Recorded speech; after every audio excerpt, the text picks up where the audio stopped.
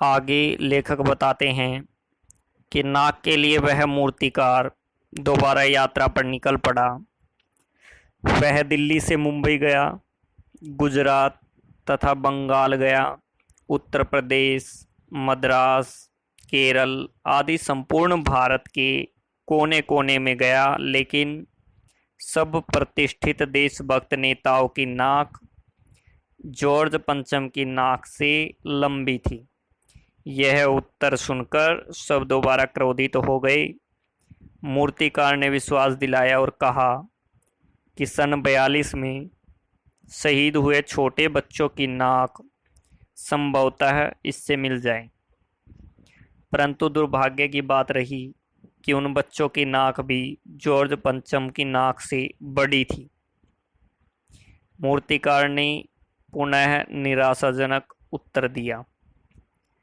लेखक आगे बताते हैं कि दिल्ली में सभी तैयारियां पूरी हो चुकी थी, क्योंकि दिल्ली को तो इतिहास से ऐसा रहा है कि जब दिल्ली अगर राजधानी रही है, यहाँ पर कोई अतिथि आते हैं विदेश के भी, तो दिल्ली को तो दुल्हन की तरह सजा दिया जाता है। तो दिल्ली में किस प्रकार की हलचल थी वही सब चीज़ें इसमें लेखक बता रहे हैं।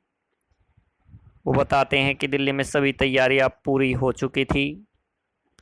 जॉर्ज पंचम की नाक न होने के कारण सभी नेता चिंतित थे। उधर मूर्तिकार पैसों के लोभ में फंसकर तरह तरह के उपाय बता रहा था। उसने एक और उपाय बताया कि 40 करोड़ लोगों में से किसी की नाक तो जॉर्ज की नाक से मिलेगी। देखिए 40 करोड़ इसलिए बताया गया क्योंकि जिस समय का लेखन का समय इस पाठ का रहा होगा, उस समय देश की जनसंख्या काफ़ी कम रही होगी, अर्थात 40 करोड़ के आसपास।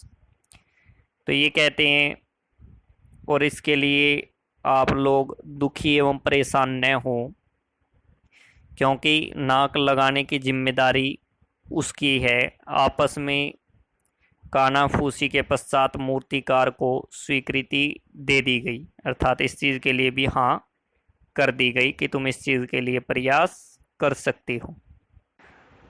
आगे जो है इसमें बताते हैं लेखक बताते हैं कि अगले दिन समाचार पत्र में सिर्फ इतना ही छपा कि जॉर्ज पंचम की नाक का मसला हल हो गया है।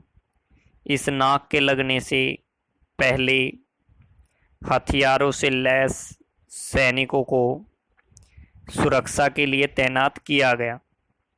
तालाब को साफ सुथरा करके उसमें स्वच्छ व ताज़ा पानी भर दिया गया, जिससे जिंदा नाक सूखने न पाए। मूर्तिकार स्वयं अपने ही बताए गए उपाय से दुखी व परेशान होकर कुछ और अधिक समय की मांग करने लगा था।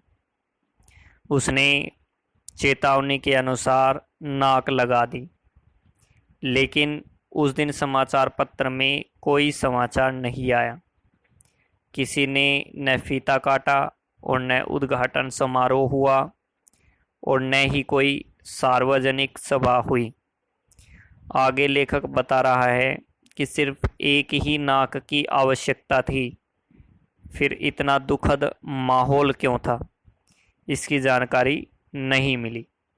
तो अंत में यहाँ पर आकर जो है लेखक पाठ को समाप्त कर देता है। उम्मीद करता हूँ कि पाठ आपको अच्छे से समझ में आया होगा।